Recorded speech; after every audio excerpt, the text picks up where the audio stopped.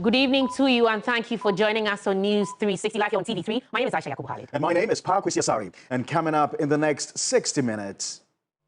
News 360 headlines is brought to you by Flamingo Paint, Pepsodent Charcoal and Pepsodent Herbal. Police on manhunt for perpetrators of clashes between the National Democratic Congress and the New Patriotic Party, in which some persons were injured.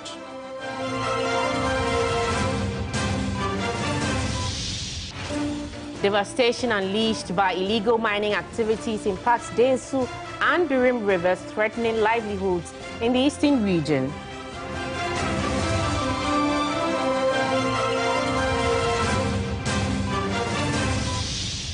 Also coming up tonight, the inspiring story of Juventus, a speech-impaired person who is now Ghana's first deaf lawyer.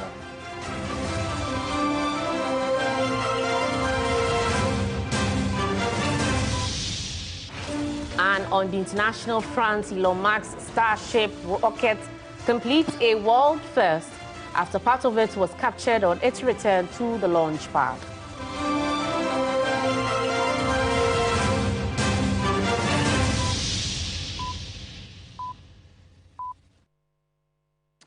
We've got details of these and many more stories coming up in the next 60 minutes. This is News 360. We're streaming live on Facebook. We're also live on your DSTV channel 279. You can join us with your views, comments, and suggestions on any of our top stories this hour.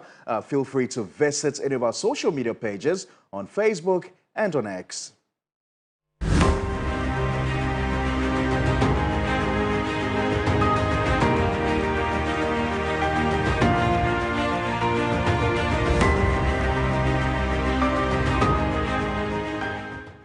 We're starting off with issues of illegal mining in the country, and the Densu and Birim rivers, once vital sources of livelihood for local communities in the eastern region, have been severely impacted, resulting in significant harm and disruption for residents.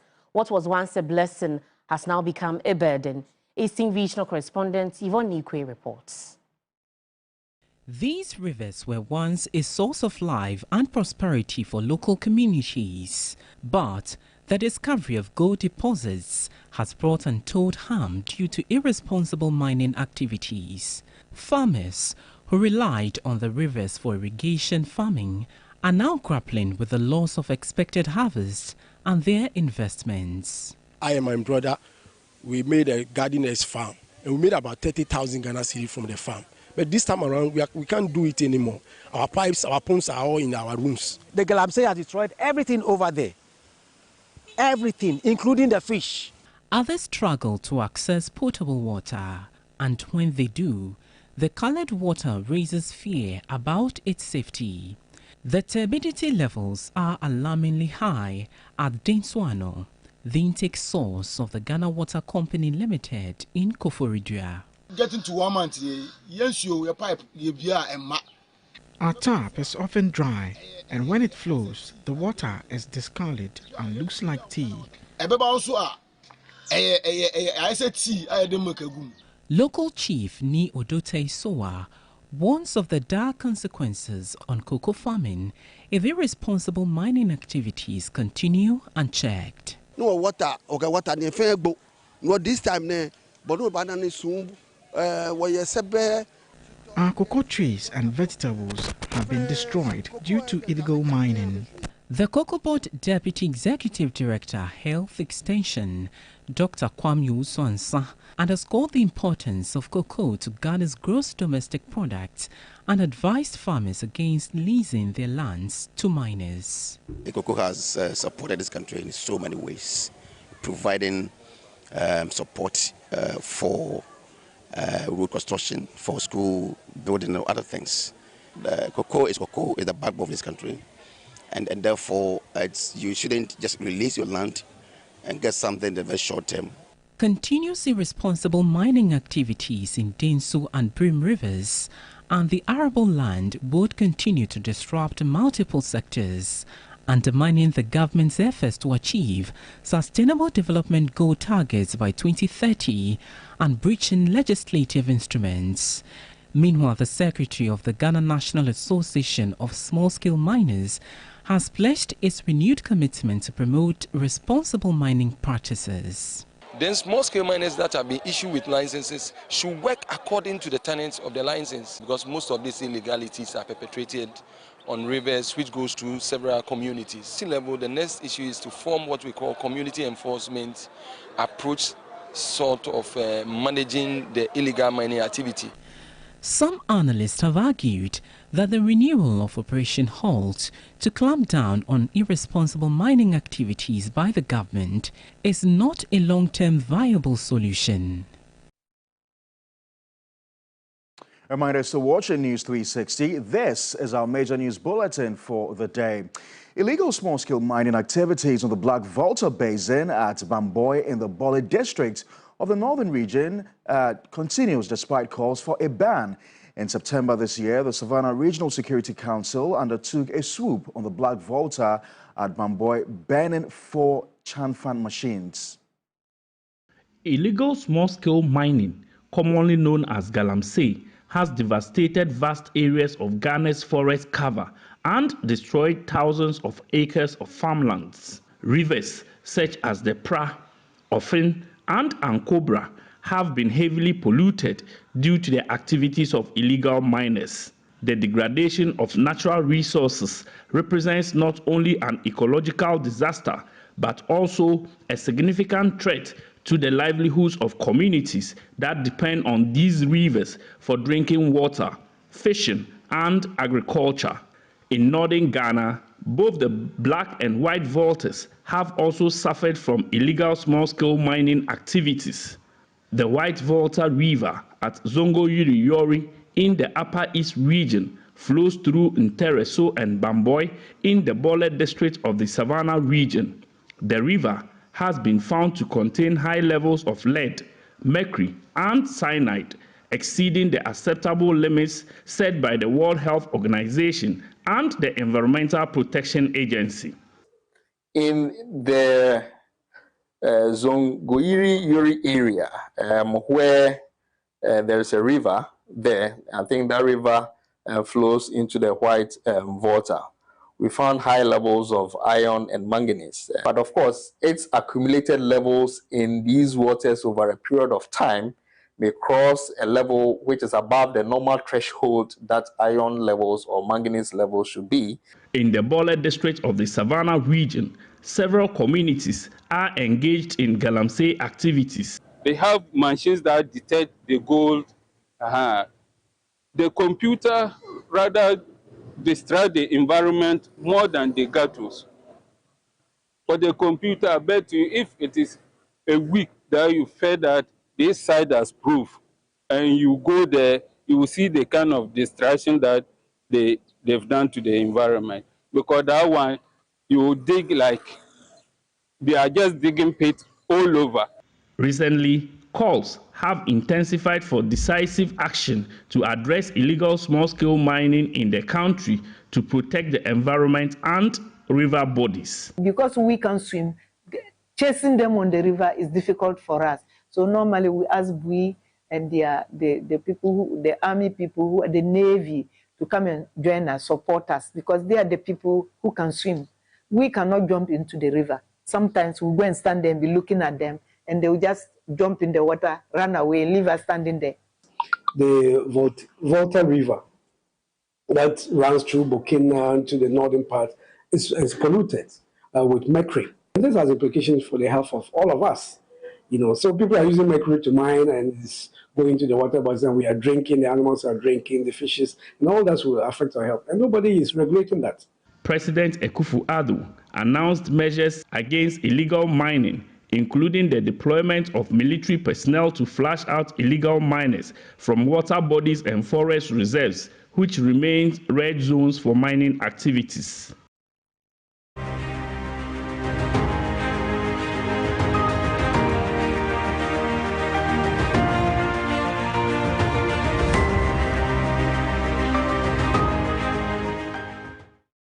Away from illegal mining and to another topical issue tonight, survivors of the Saturday evening accident at East Legon which killed 2 people instantly, are currently receiving treatment at the University of Ghana Medical Center. It has been alleged that the driver of the vehicle that caused the accident is a minor and also survived, but with injuries. Joseph Armstrong has been following up on this incident and is currently at the University of Ghana Medical Center. Already after the unfortunate incident that claims the life of some 2 individuals after a head-on collision here at the Masonwood Streets here in East Legon.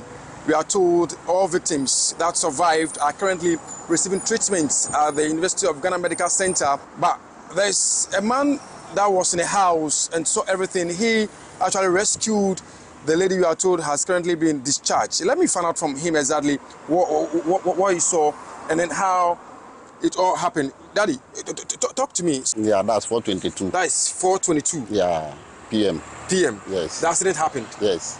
How did it happen? Well, I was inside. Yes. About a few meters from the security room. So I was lying on the bench, and then unfortunately, I just saw a noise. Bang. Before I could spot the incident, I realized that the security room was falling on the ground. So my boss is inside. We all went to the scene, and we realized that it was an accident. So immediately the place catch fire. So when the place catch fire, people from outside were trying to push our gate that I should open the gate for them to enter. So I did exactly what they were demanding, and then when they entered, already the 2 cars was on fire at that moment. So they tried, a lady was able to come out from the car. But by that time, the fire rise high. So I tried to bring fire extinguishers from the room so that we can bring the fire under control. So whilst I was doing that, guy whom I didn't know was able to penetrate to bring a young lady out. But the remaining 2 in the car, because of the high pressure of the fire, we do everything, we couldn't bring them out. Has the police come to cordon off the area? Yes. The police haven't yet to do the assessment? Yes. All the victims are being taken care of at the University of Ghana Medical Center, which one of them, we are told, has been discharged. We are also told that the driver of the vehicle that ran into the other is said to be a minor who is 16 years of age, but we are here to confirm who exactly this boy is. The police will not talk to us, but we are still following this incident and bring you up to speed as to how this ends. Joseph Armstrong, go with TV3, East Legon, Accra. So that is the update from yesterday's unfortunate accident where 2 people lost their lives. Let's go into the phone lines now and speak with private legal practitioner Osman Alassan for some education from the perspective of the law. Good evening, Counsel, and thank you for joining us on News 360. Good evening, and good evening to listeners and viewers. Counsel, if it is established that the driver of the speeding car that caused the accident is a minor, what are the legal implications? Oh, well, first of all, we have to understand who a minor is with regards to driving. Because in Ghana, there are different laws and different circumstances that determine a minor. When it comes to driving, I don't know the age of the person we are talking about, but it is 18 years. You are qualified to hold a driving license at 18 years, and you are disqualified to drive certain vehicles if you are not at a certain age. So I don't know the vehicles that was being driven here, but if you are under 18 years, you can't drive a motorcycle, you can't drive a commercial vehicle if you are under 25, you can't drive a tractor if you are under 25, and you can't drive any other vehicle if you are under 18. And so if you are under 18 and you are driving a vehicle and you are holding a license to drive any other vehicle, it means the license will be regarded as invalid and it will be an offense. Well, Counsel, we are told that the vehicles that collided, one of it is a Jaguar that was being driven by a 16-year-old that caused the accident. And then we're told the other car was a Toyota Corolla. It stands to be corrected. So in this case, what is the implication for the 16-year-old that was driving the Jaguar that caused the accident? I beg your pardon. Well, at this stage, we have to be very careful at assigning causes and effects because investigations are still ongoing to reveal who caused what. But assuming that the cause was from the vehicle that was driven by a minor, the law takes its course against the minor because the age for criminal culpability under our law is 12 years. And so if you are under 18 and you are driving, depending on your age while driving, then the culpability will be fixed on you, and the law prescribes the punishment for such an offense. Yes. Right. So, Counsel, yes. How about the families of the deceased? What kind of action can they take under the law to seek justice for the relatives that they've lost? Okay, so someone died in the process. Yes, 2 people lost their lives. They were burnt to death. Wow. My condolences to the families of those deceased persons. But at this stage, I think we should allow the police to do the proper investigation. But if it depends on the charges that are leveled. And that's why I said, let's hold on with the assignment of causes and effects. But assuming that it is caused, this incident is caused by the minor that you are referring to, it means there are offenses that can be charged against the minor, and there are criminal procedures through which the minor can be taken through in standing trial and facing the consequence. Right. Thank you very much for your time this evening. Osman Alassan is a private legal practitioner.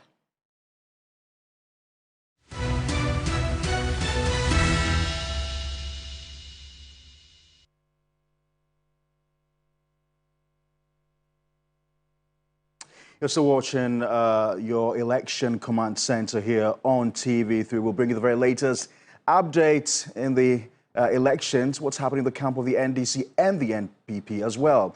Now, 2 people have been shot and 6 others are receiving treatment at the police hospital and the Mamobi General Hospital following a clash between National Democratic Congress and the New Patriotic Party supporters.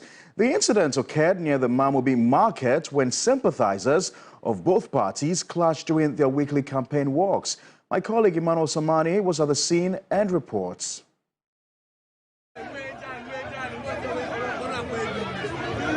What began as a routine campaign event for both the National Democratic Congress, the NDC, and the New Patriotic Party's NPP supporters took a violent turn in Newtown as a clash between the 2 political groups left 2 people shot with several others injured. The confrontation occurred near the Mamobi market when riders from the NDC encountered NPP supporters on their way back. Tensions flared, leading to an exchange of blows and gunfire. 2 people were shot, including one who was hit by a stray bullet. 6 others sustained injuries and are receiving treatment at the police hospital and the Mamobi General Hospital. We were coming and we saw them passing by and we stopped for them. So we wait for them to pass away and then we followed them, but there was space. We just saw that the guys just turned, about 10 of them or 15 of them, they just turned and then faced us, and 3 of them pushed one of our motorbikes down. And our guys asked them, why did they do that? And one of the guys took out jackknife. So the other guy that took the jackknife, and our colleagues were saying that put the jackknife down. By the time that we realized, people just put out guns. He just shot me 3 times. Member of Parliament for Yoasu North, Yusuf Jaja, shared the NDC side of what led to the clash. We usually have our weekly walk between the NDC and NPP. We've been demarcated as to our route every week. You know, the constituency comprises of Mamobi and Accra Newtown. Traditionally, that's Yoasu North. So this week we are for Accra Newtown. We've gone to Accra Newtown. On our way back, we have these riders who normally ride within the constituency all over. I'm told they were riding and got to Mamobi where they met the MPP people from behind. So they were just waiting for them to move so that they will also move. All of a sudden, they came back and attacked them. That's how come the whole incident started. The police have since stepped in and investigations are underway to determine the cause of the clash. Leaders from both parties have been urged to calm their supporters and work together to prevent further violence. We do work each and every week, and this week is something unfortunate, you understand, that has happened. And it wasn't the fault of whoever, because each and every week we have where we're supposed to go, the other part also they have where they're supposed to pass. Everybody has his own routes. But this week, it seems some of the NDC people, they came in through the MPP. Yeah, they clashed our people. With elections approaching, tensions between political parties are rising, and there are concerns that more confrontations may occur. Authorities are urging calm and dialogue as the country gears up for the polls. Emmanuel Samani, TV3 News, Mamobi, Accra. Meanwhile, the Ghana Police Service says an intelligence-led operation is currently ongoing to get the perpetrators who have been identified by the police arrested to face justice. Now, the police stated in a statement that 7 of the injured victims have been treated and discharged, while 2 are still receiving treatment at the hospital.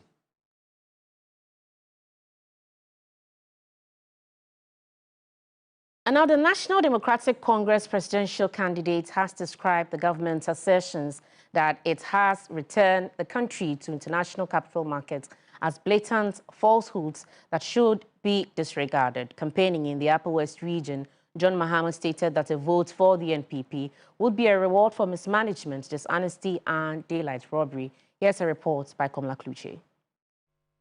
The government announced that Ghana is back on the international financial market after successfully completing the transaction of restructuring some 13 billion in Eurobonds on Tuesday, October 8th. It is recalled that Ghana lost access to the international capital market due to its highly unsustainable debt levels. The presidency on Monday, 8 October, recalled that on June 24, the ad hoc group of international bondholders and the Republic of Ghana reached an agreement in principle for restructuring the outstanding Eurobonds. John Mahama is challenging the claims put out by the Minister of Finance. On day 2 of his Upper West regional campaign, John Mahama visited part of the Defiama Buse Isap constituency. He moved shortly to Funsi of the Wa East constituency, where he showed visible disgust at any attempt to keep the MPP in power. We now have finished the debt restructuring and we're expected to start paying the restructured debt. And you can already see, as soon as the transition took place, the CD began to lose ground. During the negotiation of the debt restructuring, Ghana was giving a moratorium from paying debt. So even as our CD was moving from 14 to 15 to 16 to 17, we were not servicing any debt. And so even in a situation where we are not servicing debt, the CD continues to lose value to the dollar and other international currencies. Your intention was to plunder this country and take the opportunities of the country for only a few family and friends. And so as we are all complaining, there are few of them who are very happy because they benefited over the last 8 years. We cannot afford to have MPP continue in government, because if we do that, it will reward mismanagement, it will reward impunity, it will reward thievery, it will reward dishonesty, it will reward daylight robbery. His entourage, while on the way to Nobulo of the Sisala East constituency, was beckoned by distressed residents in Alimboy of the Wa East constituency over years of no electricity supply to their community. He made a firm assurance. In 2016, we tried to give a light to the front poles, everything. Yes. And I hear since then, you still don't have lights. Yes, please. I can assure you when we come, we're starting the rural electrification program again. He then made a stop in Nabulo. We want to upgrade all health centers to polyclinic status and add the infrastructure that makes them worthy of being called polyclinics. We are not the kind of people that will just come and rename a health facility and say from tomorrow, this your health center is now called a polyclinic. We don't do that. The entourage then proceeded to Tumu in the Sisala East constituency, a seat held by the MPP's Hamidu Chinia that the NDC desperately wants to snatch. Komla Kluche, TV3 News, Tumu. Let's go back to our earlier story where that deadly accident happened in East Legon where 2 people lost their lives. My colleague Joseph Armstrong is at the UGMC where I believe some victims have been admitted. He brings us some more updates. Armstrong, if you can hear me, what else can you update us with? Aisha, here at the UGMC where we are told the victims have been brought. You are told earlier, the lady we saw in the footage earlier has been discharged, and also I saw some family members around, but they will not talk to us either. And we are just keeping an eye on this situation. But we are told they are not really so much in a critical situation now. They are being taken care of, and then maybe in no time they may be discharged. I'm trying to find out who they are and also get more information and then follow up to their various women, find out what exactly led to that speed, that unwarranted speed we saw that led to the collision yesterday.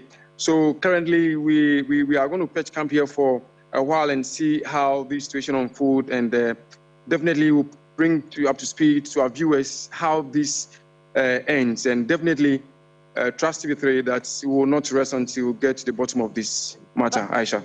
But do we know about the disease? Do we know if their bodies have been deposited at the hospital? Do we know about that? That I can't say for sure, but what I know, speaking to some people around and also some friends and family for the surviving victims, we are told they are here, but for the bodies, I don't know where exactly they deposited them, but for 3 or so of the survivors, we are told they are right here at the University of Ghana Medical Center receiving treatment. And then aside the driver, we are told had some severe burns on the face, on the thighs and the legs.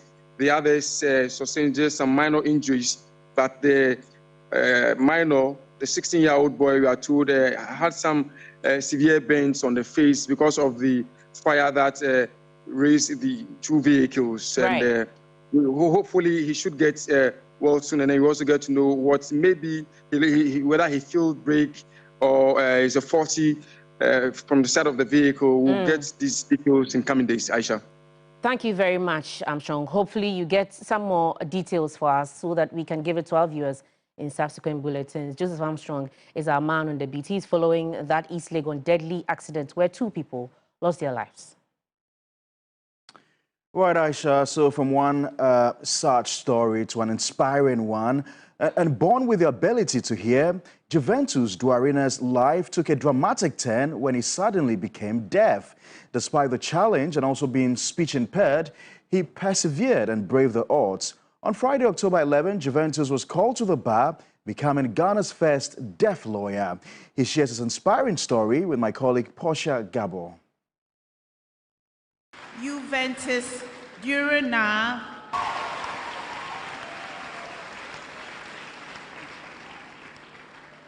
Sometimes I ask myself, am I really the first deaf lawyer? Because it seems more like a dream.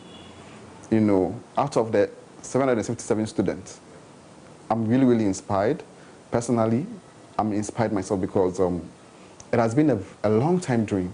Juventus was not born deaf. He lost his ability to hear at the age of 9.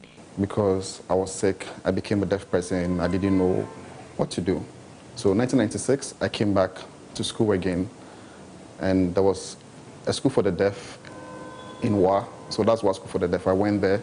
I was the only one, you know, who passed. So I had to, you know, come to Mampong Senior High School for the deaf. When I was done, I came back and I applied to the University of Ghana. That was where I studied political science and sociology. I also did religion. 2012, I was done with the university. The first deaf person to go to Legon direct from high school. He tells me Juventus was not his birth name.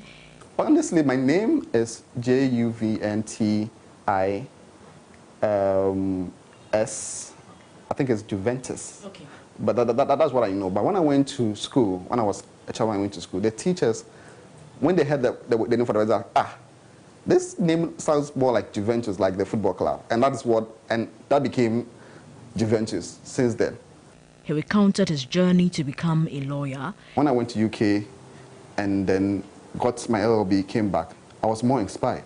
I tried my first attempt, the entrance exams. It wasn't successful. So the following year, I said, no, let me go back, change my strategy, and rewrite again. I wrote the second time, and I passed. I want to really say thank you to the director, Dr. Yawapong. He showed true leadership. Actually, the director told me that, honestly, we are here in the law school. They will not allow your disability or anything to hinder you from studying law. We will make sure that you get the best interpreters to encourage you study. So the two interpreters that I suggested, the law school accepted them and picked them. And these two interpreters have been with me from day one, and the school was the one paying them. It's amazing how we are able to interpret for him, and sometimes we wonder if he's able to articulate everything that we are interpreting, because it's really stressful. And the thing is that we are not lawyers. We have never been to the law school. So for us, everything was just new. We had to come up with new science for new technologies. We have to spell so many things. Even some of the things we don't understand. So we asked him, he knows what he's doing, so he explained it to us, then we come up with a sign for it. He wants to use his story to inspire others and advocate for persons with disability. His wife and children are proud of his achievements. I'm so proud of my husband because in Ghana, he's the first deaf person to be a lawyer. I'm actually inspired. I'm very proud that he's the first lawyer who is deaf in Ghana. I also want him to give me his lawyer's book so that I can read some, so that I'll get more knowledge, so that when I grow up, I can also learn it better. Juventus had a message for persons with disability. I don't think that being a disabled person is the barrier, no. Portia Gabo, TV3 News. And what an inspiring story. Very, very Disability inspiring. indeed is not inability. It's not inability. Congratulations to Juventus. Right. You're still watching News 360. We're going to go for a quick break. When we return, we've got more stories coming your way.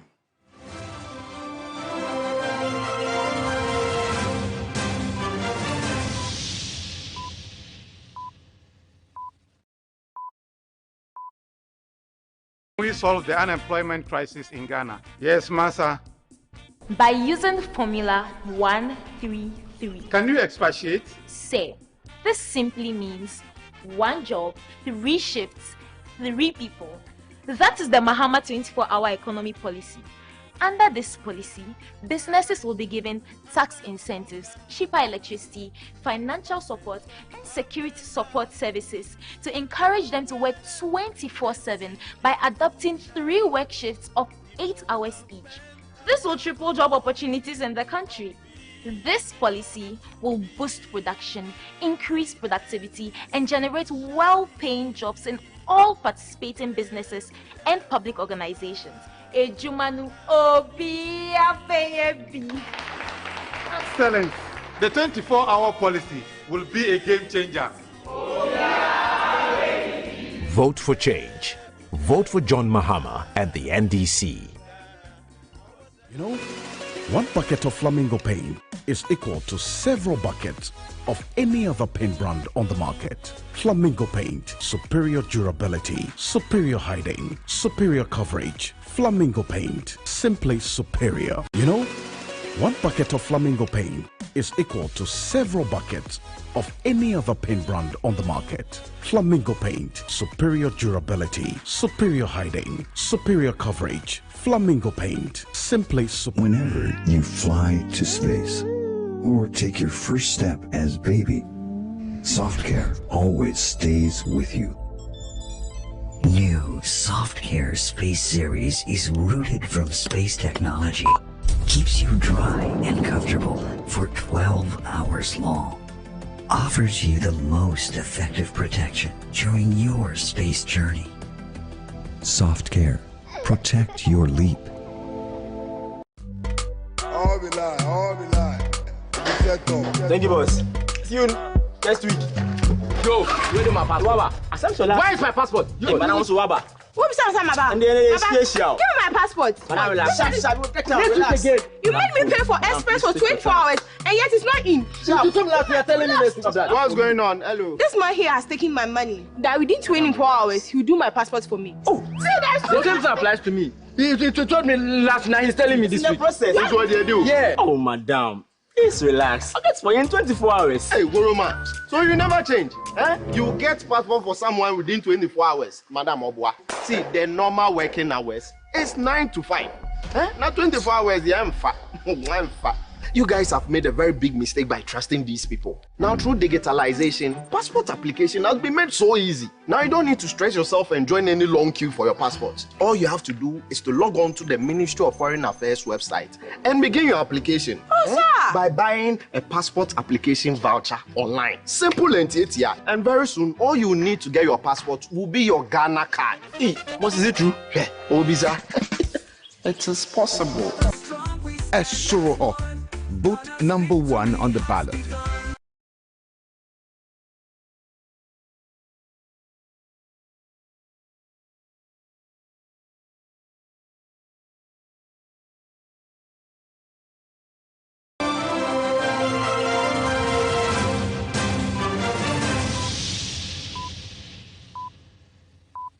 Thank you for staying with us on News 360. Let's now bring you some breast cancer-related stories. Although the risk of breast cancer increases with age, younger women are becoming more vulnerable to the disease, and Celestine Amewonu is one of them.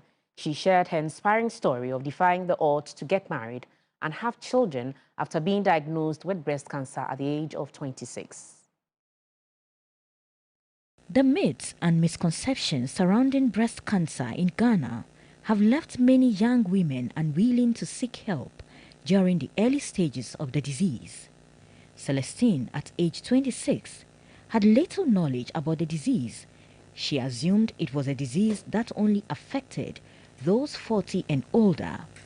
According to her, but for the strong support system she had, she wouldn't have made it past the 3 surgeries, including the removal of one of her breasts, as well as undergoing chemotherapy and radiotherapy. The breast cancer, it doesn't pay, you will not have any severe pains. So you will never know that there is something going. Before you get to know that there is something like that, it's already spread in your body. It's not a sickness that will send you to your early grave. It's 18 years now after the surgery. I still live a normal life. She's happily married with 2 children, something she once thought was impossible. As a young lady, 26, at age, who is going to marry me in that kind of program? So that was my thinking. But by the help and the advice that the fiancé that I was having by then, and now still my husband, gave me encouragement to move on. And we even have 2 kids after the surgery. For Celestine, seeking treatment options is not the main issue. There's nothing like insurance. So we need a support from the government and NGOs, because everybody knows that if you're sick, you need to go to hospital. But the thing is that, where is the money? And the breast cancer awareness too, I'm begging that it should not be only for October alone. General Surgeon at the Greater Accra Regional Hospital, Dr. Alfred Chumesi, who attends to many of these patients, is concerned that more young females are reporting cases at the facility. I quite remember the very young patient I've had here in Radio Hospital is 19 years. Unlike maybe the developed world or the Western world, in our part of the world, we are seeing breast cancer at very young age. I remember just even this last Monday, the 3 cases I saw confirmed of breast cancer, all of them are in their 30s, 31, 35, and 40 years. Every year, more than 5,000 cases of breast cancer are reported in Ghana, with over 2,000 lives lost to the disease. Sarah Apenko, TV3 News, Accra. Now, we live in a world where the human body is constantly scrutinized. But what happens when it doesn't fit the norm, when it challenges conventional wisdom?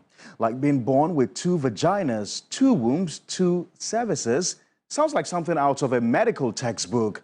But for one woman, it's her everyday reality. My colleague Emmanuel Somani shares the story of Elizabeth Amwa, the first black woman diagnosed with this condition. Initially, no one knew I had 2 wombs, 2 cervixes, 2 vaginal canals before I got pregnant, strangely. Imagine living with a body that defies medical understanding. For decades, Elizabeth Amwa carried an unspoken truth inside her, a truth that baffled doctors and left her with endless questions, doubts, and fears. Born with 2 wombs, 2 cervixes, and 2 vaginal canals, her anatomy is as rare as it is complex, and her journey has been nothing short of extraordinary. From a young age, Elizabeth knew something wasn't right. Recurring pain, unexplained symptoms, and hospital visits became the norm. But no doctor could explain why. She was told she was imagining her pain and that it was in her head. That time, it was all in my head. I felt and I knew there was something different. I felt I was different in terms of the symptoms that I was exhibiting as young as the age of 6 years old, having recurrent thrush, feeling always tired, having abdomen pain, having late menstrual periods, having irregular menstrual periods, painful menstrual periods. So all the symptoms didn't make sense as young as at the age of 6 years old. Her diagnosis wasn't the end of her struggle. It was just the beginning. Uterus didelphys is more than a rare condition. It comes with a lifetime of complications. Endometriosis, fibroids, and an increased risk of miscarriage are just some of the challenges women like Elizabeth face. The major concern is infertility and also recurrent miscarriages, which some of these women tend to experience. And for those who have been able to carry the pregnancy, they're unable to have the full term of pregnancy, so they end up delivering their babies premature. Despite her odds, she was able to carry her first child, though not without difficulty. Her daughter born prematurely after months of bleeding, fainting spells, and uncertainty. When I was pregnant, I remember doing the ultrasound scans. They couldn't locate the baby, most of the time. They were thinking it was ectopic pregnancy. As I said, by then, no one knew that you've got different type of anatomy. So for me, it was like, okay, what's going on? There was no baby in the womb, you're bleeding, and then whenever I bled, I'll go to the hospital. And then they will still do pregnancy tests, and I'm pregnant, I'm carrying a baby, but no baby is found. In the labor room, their focus is to get the baby out. She came through the right vagina. When they stretch, obviously it will cover the left one. But her journey to motherhood didn't end there. Her second pregnancy ended tragically with the baby dying in her womb. I have, as I said, stage 4 endometriosis with multiple fibroids, about 8 of them, including the abnormality of the womb. And I've still been able to carry a child, although not full time. However, the second one, the baby died in my womb. So yes, I do have infertility issues. Yes, I do have secondary infertility issues. Despite these hardships, Elizabeth's story has become a beacon of hope for women around the world. As a reproductive health advocate, she has used her voice to raise awareness about conditions like uterus didelphys, endometriosis, and fibroids, condition often misunderstood or ignored by the medical community. Being the first black woman to come out, globally, to share my story, many women has come to me, not necessarily with uterus didelphys, but there are women with uterus didelphys, even Ghanaian women with uterus didelphys. I know about 7 of them, and none of them are obviously ready to come out. And a lot of women, for them, they feel like I have given them the hope that irrespective of their medical condition, they are special, they can even still give birth. Her story reminds us all that even in the face of unimaginable challenges, there is hope. Hope for answers, hope for understanding, and most of all, hope for a future where no woman's voice goes unheard. Emmanuel Samani, TV3 News.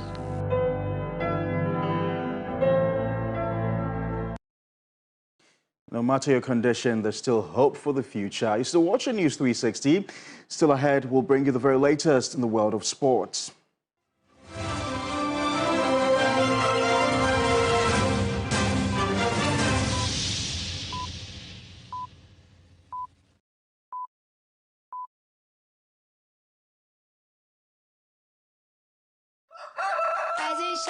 Rise and shine, it's another day to stay on point. Toast is Friday, it's still on point. Watch is Friday all day long. Still on point, yes, it's still on point. It's still on point. Watch is red, it's still on point. For your bread, it's creamy. For your toast, it's still on point. It's yummy, delicious. It's still on point. Still on point, yes, it's still on point. It's still on point. Still on point, yes, it's still on point. It's still on point. For your toast, it's still on point. It's still on point. Fortune spread, it's yummy, delicious. It's still on point. Fortune spread, delicious, creamy, and always on point. This advert is FDA approved.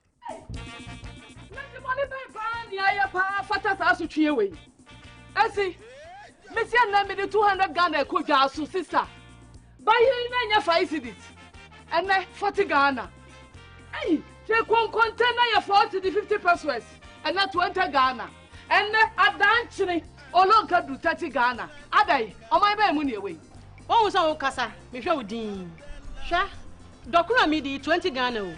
Ah, me pay for me 15 Ghana city a day. Omo be ni woman ya koya na ati yesabai hwe enye duane bonko an ekosoro John Dramani Mahama time submit 1 bag ni ye 24 gas cedis min konko submit 1 bag a yesi e 108 cedis ayon ross ye beton ni sen it is say who si dan a sen e na wo be say John Dramani Mahama ba ma giye ya ye be wo ya nya bibia fa ho okom be kuyen yo okom ne de enkuyen ye be fa ye ho adwen pa na MPP aban wadi ehwamo ankasa media menim wo haw na media mehwe masetirem na mato ababa ene sa na tie de a eye akufu adone ni ba wo mi a nyame ya dom ne se December 7 dura ye be tuo masese de yutuba ye be tu ankasa hwe wasetna moto abapa e de sakra ya papa beba wa brabo mu to abama John Mahama ne NDC.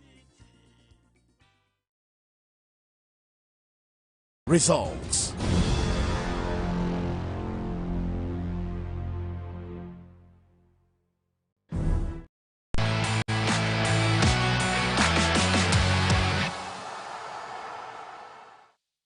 Hello there, good evening and welcome to the sports segment here on News 360.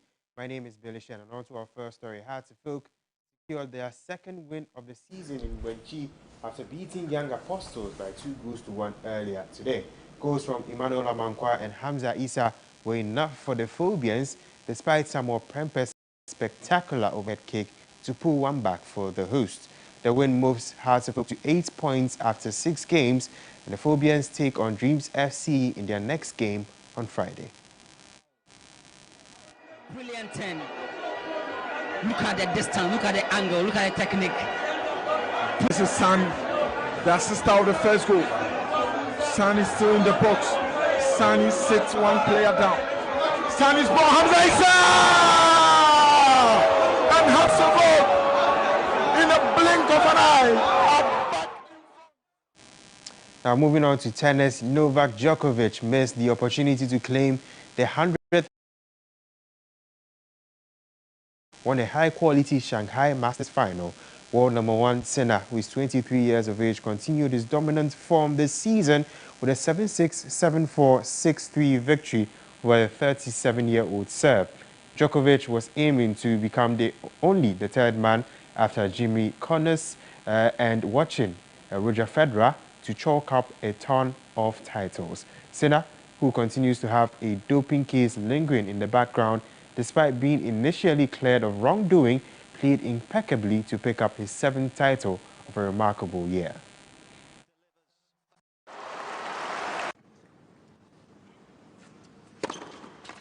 The world #1 delivers an impressive display. Now here's a reaction from Novak Djokovic after losing the final to Sinner.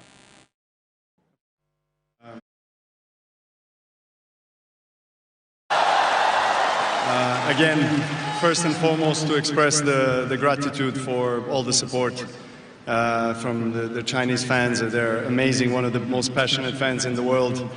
They give all of us players incredible pleasure to be here, waiting for us in front of the hotel every single day. A bunch of presents, a lot of love, and you know, just great support. So, you know, it's been a pleasure to be here in Shanghai once again.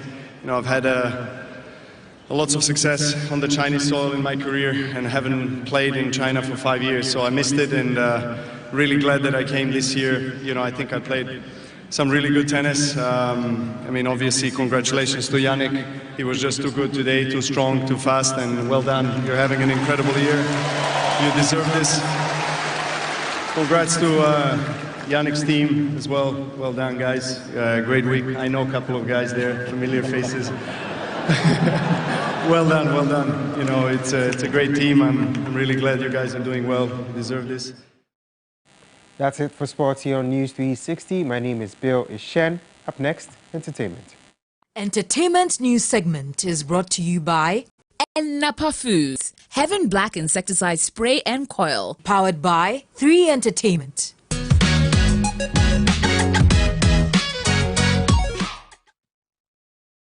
In entertainment news tonight, St. Peter's Senior High School has secured their spot in the semi-finals of the country's biggest cooking competition, Kitchen Wars. With an impressive score of 250 points, they outperformed fierce competitors from 3 other schools to clinch the last available semi-final slots. Here are some highlights if you missed the live show.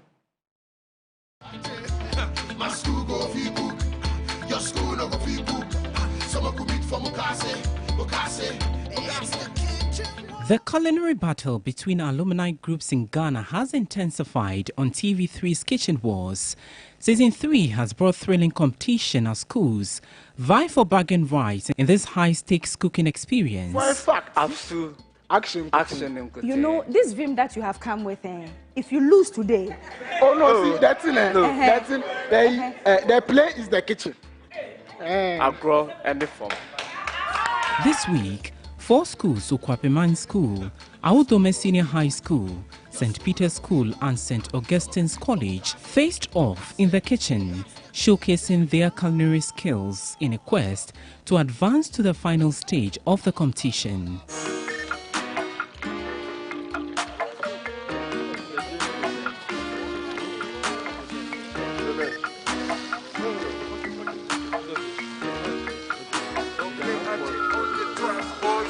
The challenge, preparing Ghana jollof and kitchen skewers and coleslaw. After hours of intense cooking, it was time for the judges to taste and evaluate the dishes.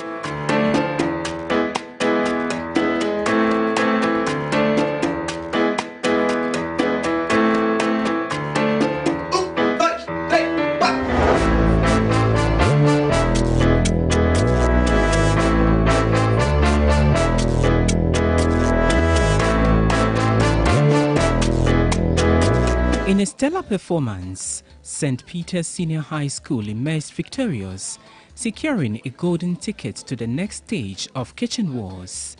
With an impressive score of 250 points, they clinched the last available semi-final slots. Oh my God!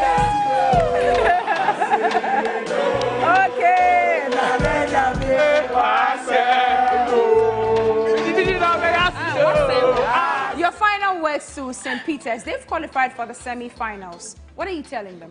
Your shito should go on to your next round. Okay. Whatever recipe that is, carry it with you till you die. Okay. And again, the confidence that you had should also speak for you because, of course, that's what made you win here. Okay. So keep up with that as well. Right. Teamwork always wins. Okay. Cheflet. Keep up the good work. And I would say again, once you are going to the next stage, which means it just gets tougher because that other people also be bringing their A game. Yeah. You get it. So be survival of the fittest. So all the best. Yeah. Okay. All right. In the coming weeks, the 8 semi-finalist schools will battle it out for the coveted top 4 spots in Kitchen Wars Season 3.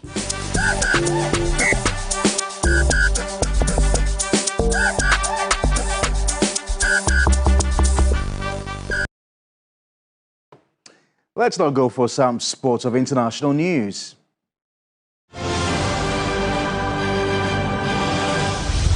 SpaceX's Starship has completed its 5th test flight as Elon Musk pushes ahead in his quest to one day take astronauts to the moon, maybe even to Mars.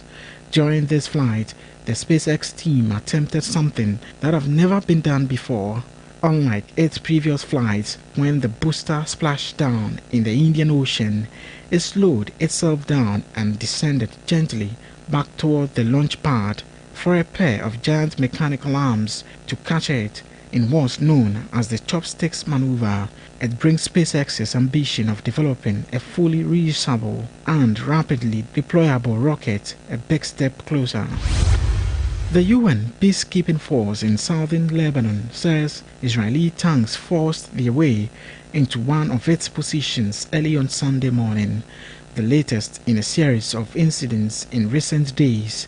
In a statement, the UN interim force in Lebanon said the Israel Defense Forces tanks destroyed the main gate of a post in Ramiyah near the border with Israel and forcibly entered the position to request it turn out its lights. About 2 hours later, it said rounds were fired nearby that saw smoke enter the camp, causing 15 peacekeepers to suffer skin irritations and gastrointestinal reactions.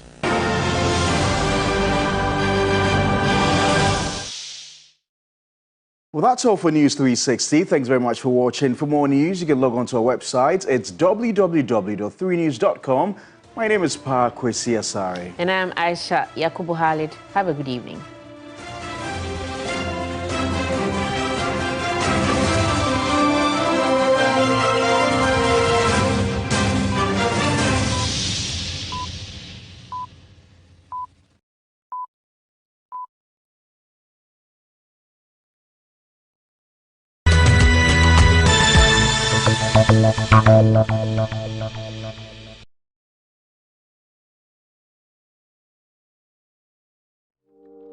Live in a community where your neighbors become family. And where family is love that awaits you on a daily basis. And where friendships bind us together in communal spirit. This is Eden Heights, a well-planned paradise with ready-to-move-in apartments and penthouses located behind the West Hills Mall, where living is a lifestyle. So, whatever your style, Eden Heights is the perfect place to live. For purchase or rental, call +233 50 153 1444 or +233 50 153 1445. Eden Heights, the height